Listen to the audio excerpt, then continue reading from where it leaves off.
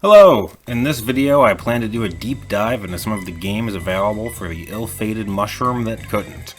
Barely on the market a year and is often held in contempt for the start of Sega's fall from grace, a strange piece of hardware that could have been something special. Launching worldwide at the end of 1994, the 32X had two SH2 32-bit processors, making it a true 32-bit machine. Working off the back of the aging Genesis/Mega Drive, released initially in 1988, given that it was capable of pushing polygons and sprites far above what the Genesis could do natively. Despite what it is often said, it is a massive upgrade to the original Mega Drive.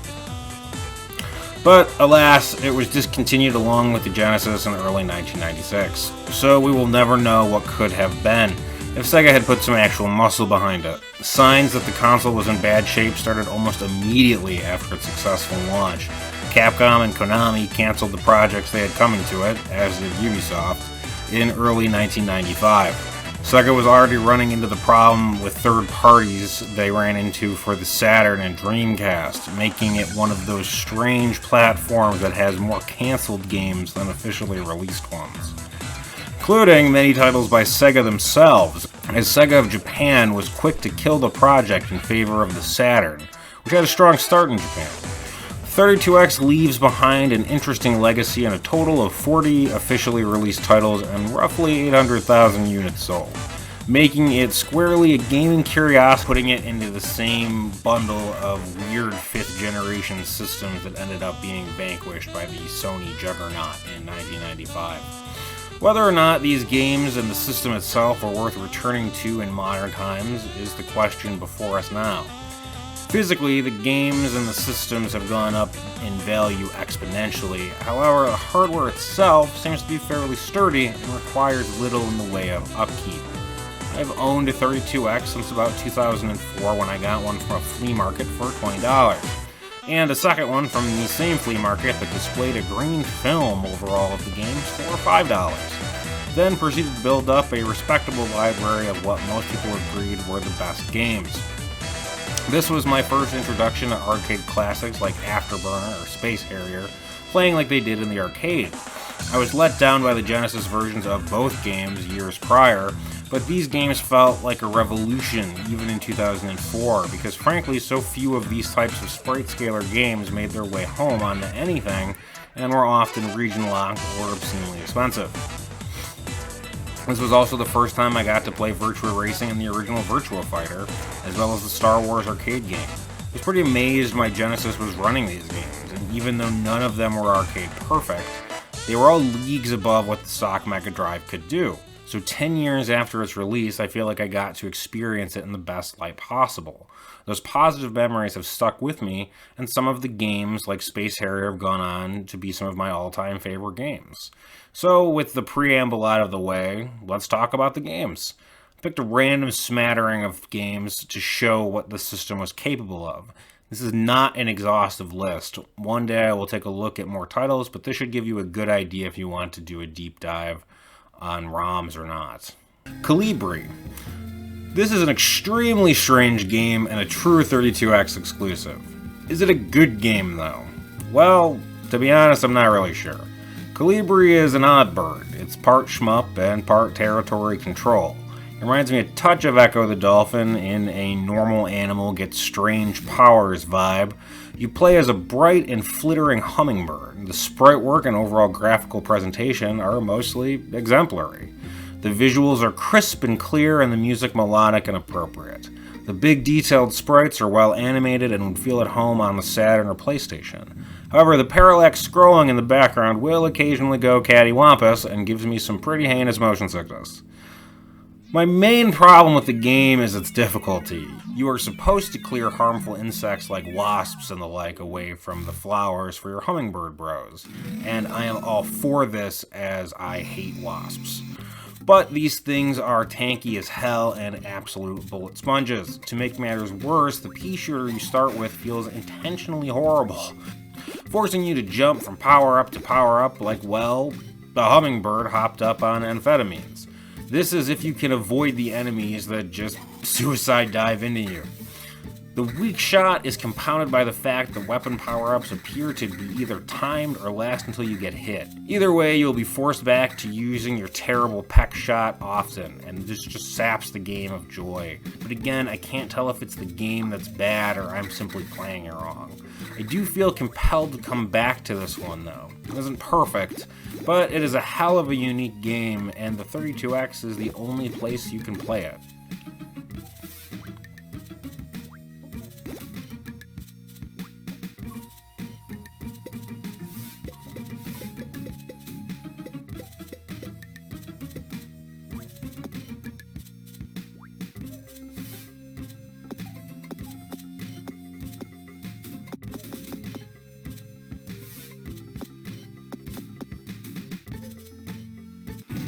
Virtua Fighter.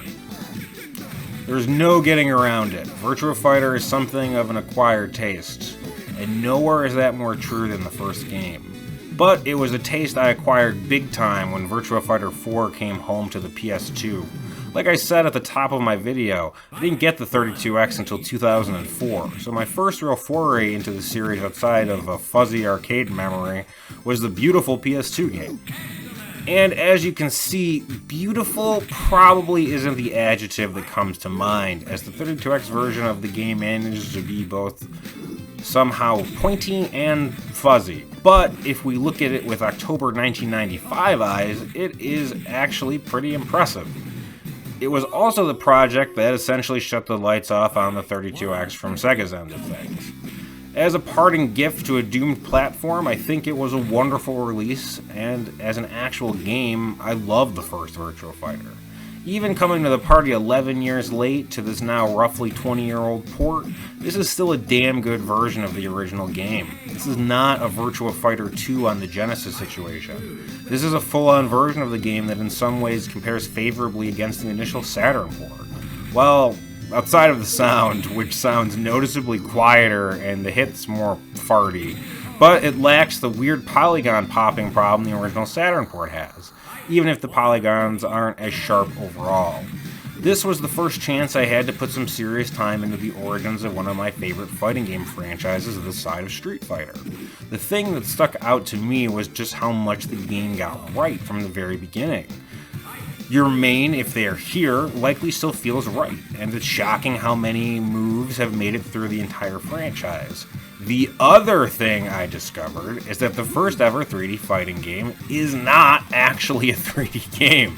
Yes, it is polygonal, but there is no sidestep, which is what makes a 3D fighter different from your normal 2D affair. The revolutionary ability to walk around your opponent would not be introduced until the third entry of the series.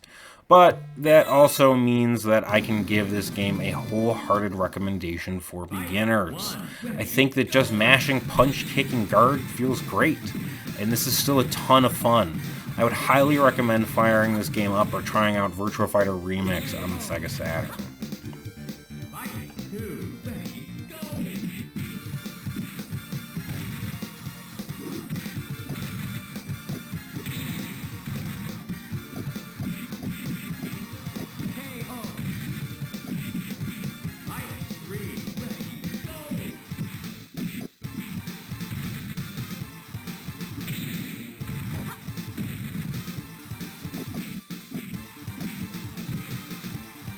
Darkside!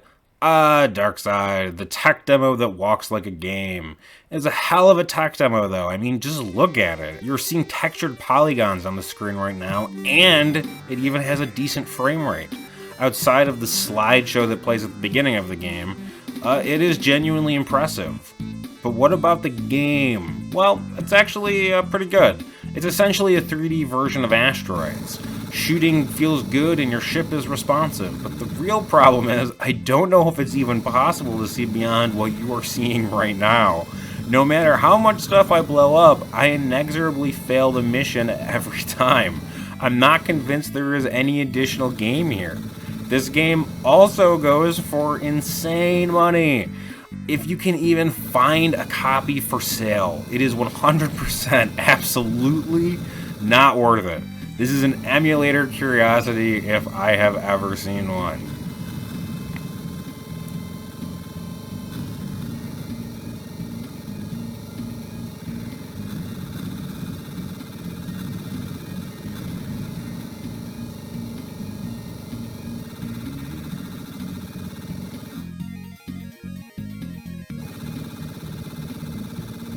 Space Harrier.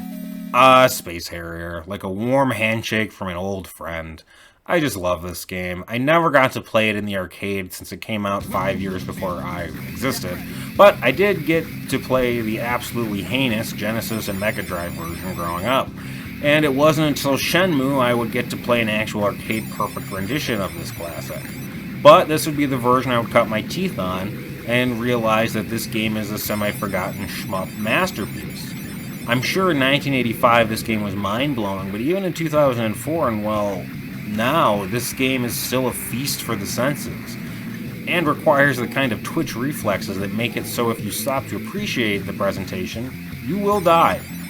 Even running at 30 frames per second instead of the 60 frames per second that the arcade version runs at, the 32X version still looks fantastic, and must have been a revelation in 1994 compared to the numerous terrible to middling versions of the game. The 32X has no built-in scaling ability, so everything you see done here was done with software, and it really makes me wish we had gotten the cancelled Outrun port and the legion of other superscalar games like Galaxy Force 2 or Thunderblade. But alas, it was this and Afterburner, another classic, but that would be it for the 32X. I think you should absolutely try this game if you are at all a fan of frantic arcade action. But should you play this version? Well, as much as I personally love this version, you should probably check out the Yu Suzuki Game Jam, or whatever it was called, version instead on the Dreamcast, since it runs at the full 60 frames per second and has infinite continues. This version gives you a paltry 5 lives, but it is fun to see just how far you can get without continuing. I got to level 8 for this playthrough. You'll have to take my word for it, though, since of course I wasn't capturing that run.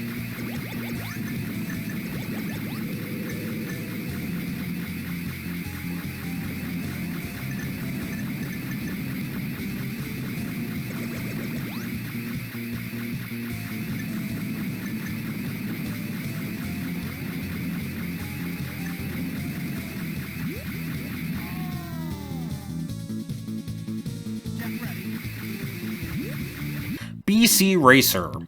If you've never heard of this game, I can't say I blame you. The only thing I knew about this game is that it was supposed to be terrible. I can comfortably say that it isn't terrible, but falls in the no man's land between not worth your time and disappointing.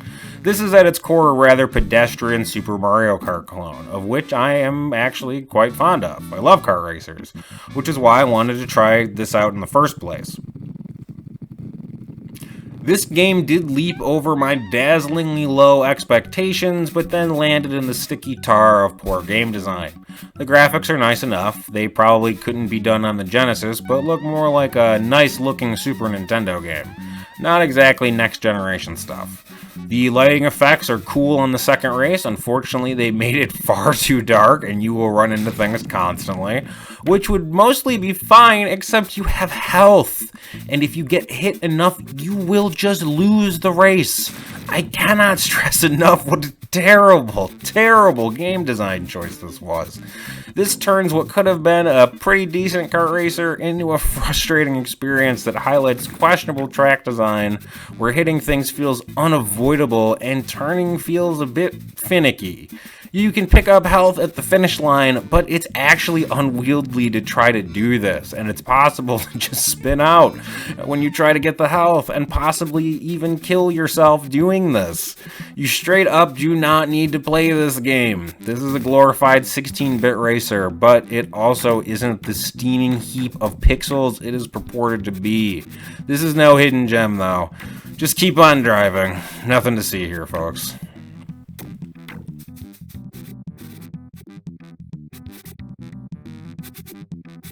Zaxxon Mother Base 2000.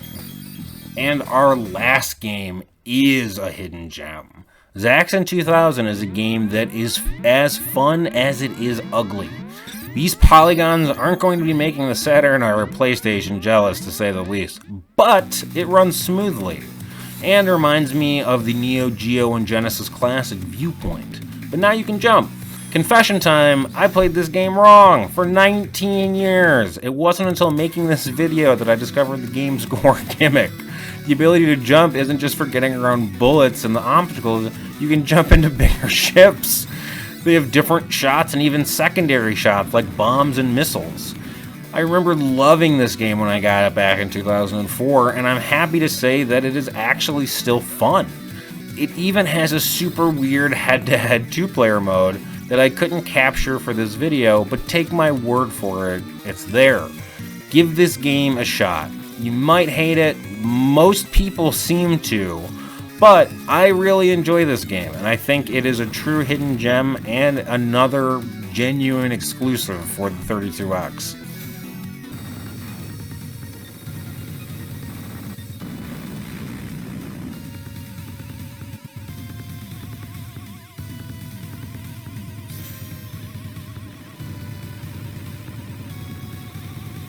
So, what's the verdict for the 32X? Are these games still worth going back to? I think the truth is yes and no. I have a huge amount of nostalgia for this thing and will likely look at more games for it in the future, but you absolutely do not need to track down a physical 32X. I think in the modern day the system is likely best enjoyed through emulation and a nice USB 6-button controller.